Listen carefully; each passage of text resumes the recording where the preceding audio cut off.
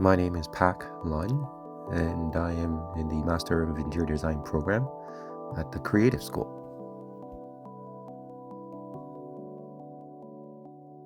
The project that I chose to use for this course is a little bit attached to my MRP, and this was to collaborate with AI in a creative process. In this case, it was to design a chair. And at the beginning of the term, my project was just starting at the research phase. There was still a lot of things I didn't know. And through that process and through this term, I have gone from researching, customizing a GPT, applying that to collaborate with AI to come up with images for chair design, then taking those images into an image to 3D AI program to create 3D models, to see how possible it is to create a 3D model that can be 3D printed. So as of the end of this term, as of now, the project is at a phase where I have come up with 3 draft designs, and it will still continue into the summer term. The journey for this project is like many other projects, full of ups and downs, highs and lows. In some cases, you feel like you're not making any progress, you're not sure if what you're doing is right or if it's a good direction, and then a breakthrough comes, or you figure something out and you start to see results and you feel like, yeah, this is all making sense. And having the squad meetings, having the peers in a smaller group where you get to share your project, what you've been working on, or the struggles that you have, is a really great encouragement.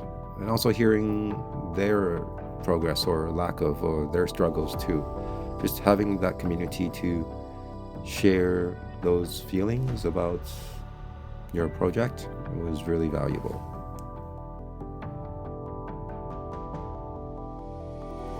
The biggest setback that I faced in this project was realizing that I needed much more time than I initially thought in customizing a GPT. Initially, I gave myself 2 weeks to do that before I started the design phase. But then as I got into it, I realized that I actually needed double the time. So the first month was really researching not only how to customize a GPT, but getting information about what I was designing so that I can put it into writing, into words, into my own words, so that I can feed it into the knowledge base of the GPT. So I think the biggest lesson here would be knowing that it's okay if things take more time, and not really to take it as a failure, but to adapt and look at it as an opportunity to make the end result much better than you think it would be. Some of the other highs and lows of this project, which I also shared during the demo. For the highs, it's getting to collaborate with AI in this design process, which is very exciting. Using a custom GPT, it's very natural because it gives you a bunch of text response in addition to an image, and it explains why it is generating what it is generating. So it almost feels like you're working with another human at times, which is also quite scary.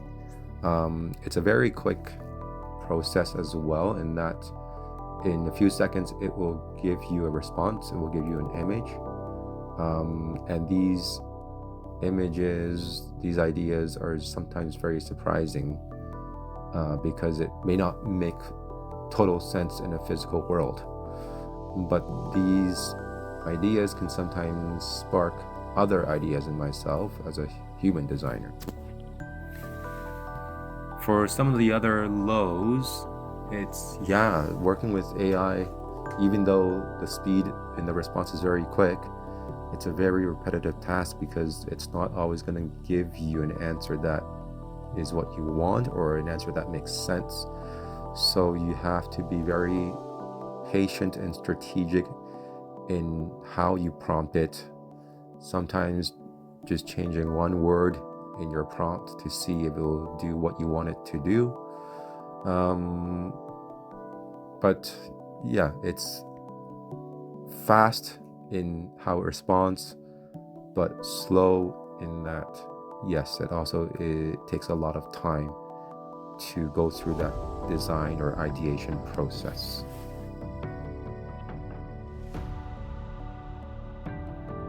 So near the end of the term, I had reached a stage in the project where I had conceptualized 3 different chair designs, one being a modular approach, the second a monolithic approach, and the third being a folding approach.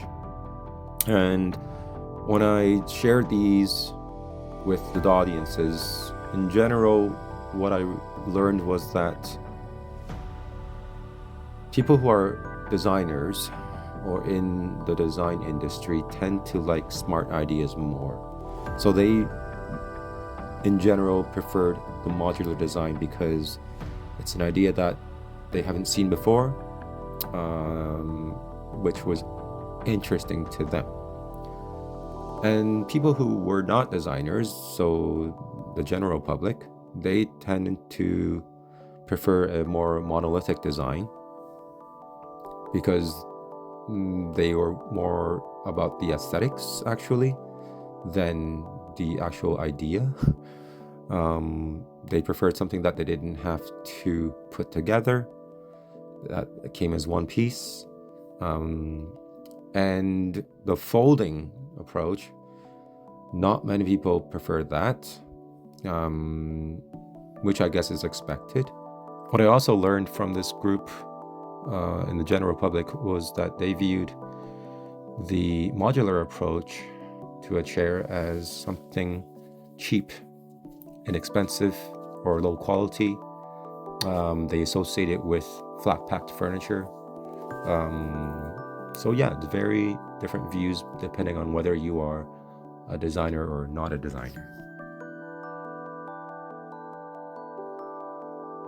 What I learned about myself through this project so far is that I am much more open than I thought I was in getting feedback or asking for help than I was in the past.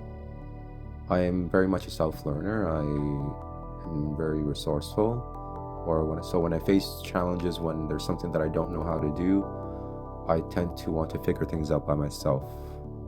And I've come to learn that I can't do everything by myself. And so I've asked for help or asked for feedback where I felt I needed it. Whereas in the past, I may not have done so. And I might have just stuck to myself trying to figure things out.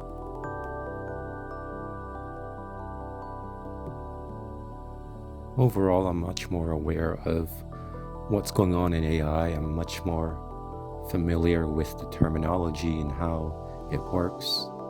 And I feel much more comfortable using AI than before I started this project. So as we approach the end of this term and moving into the next term, I would have gathered all the feedback from the different audiences on the 3 different approaches to the chair. And I will then make a selection on which approach I will further refine in the design. And then I will be building scale models and then eventually a full-scale prototype of this chair at the Design and Technology Lab.